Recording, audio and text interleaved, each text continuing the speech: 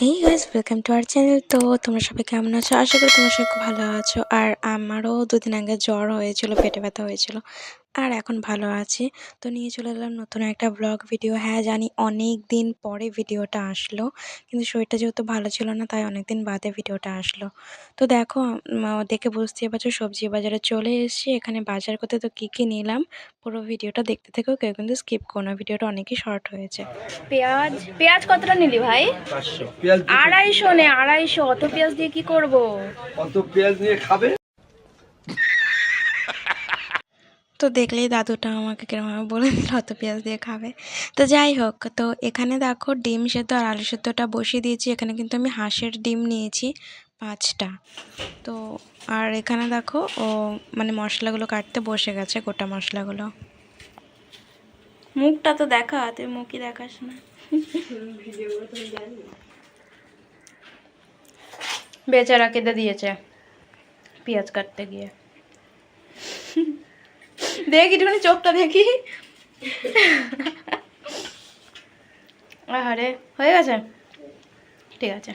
আজকে আমাদের ডিমের ঝোল করার জন্য মানে 5টা ডিম আছে, 5টা ডিমের জন্য এই যে এখানে গোটা মশলাগুলো,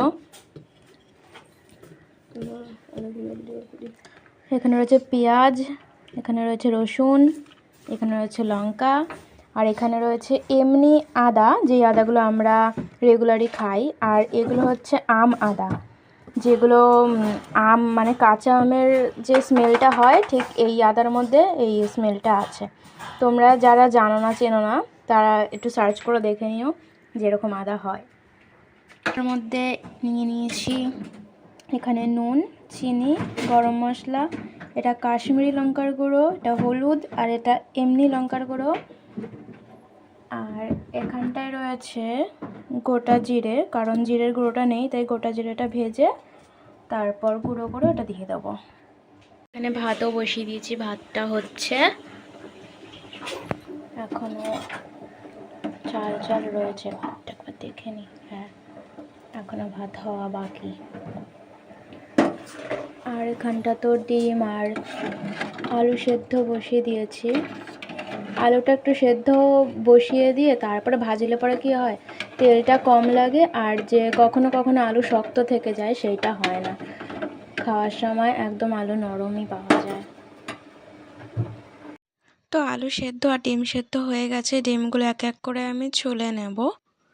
আর ওখানে যে দেখলে গোটা মশলাটা আমি মানে গোটা মশলা না, সরি, গুঁড়ো মশলাটা যে আমি সাজিয়ে সাজিয়ে রেখেছিলাম ওটা আমি একবারেই দিয়ে দেবো। হ্যাঁ, কারণ হচ্ছে গিয়ে পরে এটা দিনই ওটা দিনই ভুলে যাই। আসলে রেগুলার তো আমি রান্না করি না, তাই ভুলে যাই কখন কোনটা দিইনি।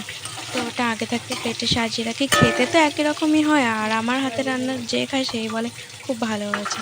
তো যাই হোক, এরপর কিন্তু ডিমটা হালকা করে ও ভেজে নিচ্ছে, আর আমি এখানে ভাতটা হয়ে গেছে, ভাতের মাড়টা আমি বের করে নিচ্ছি।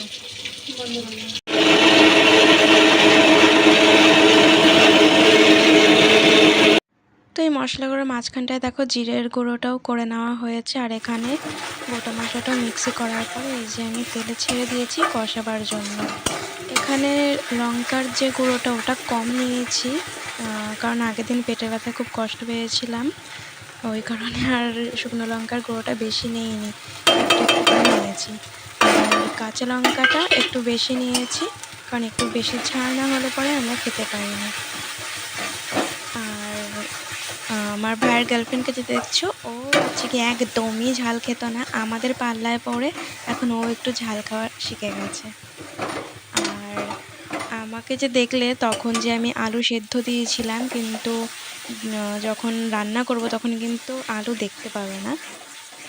আর এখানে দেখো আমি সস দিয়ে দিয়েছি, সস দিয়ে ভালো করে মশলাটা আমি কষিয়ে নিলাম। তো হ্যাঁ, আলুটা কেন দেখতে পাবে না সেটা আমি বলছি, কারণ নুনের পরিমাণটা একটু বেশি পড়ে গেছিলো। তো নুনটাকে মেকআপ করার জন্য একটা আলু 6টা টুকরো করেছিলাম, তো 4টে টুকরো আমি ডলে তরকারিতে দিয়ে দিয়েছি, তো নুনটা কেটে গেছে। তারপরে অল্প কটা বাসন ছিল, এই তরকারিটা হতে হতে ততক্ষণে আমি বাসনগুলো মেজে ফেললাম। এবার দেখো ডিম কষাটা কিন্তু প্রায় হয়েই এসছে। এই দেখো কালারটা কতটা সুন্দর এসছে, এটা কিন্তু কাশ্মীরি লঙ্কার গুঁড়োর গাম, এতটা সুন্দর কালার এসছে।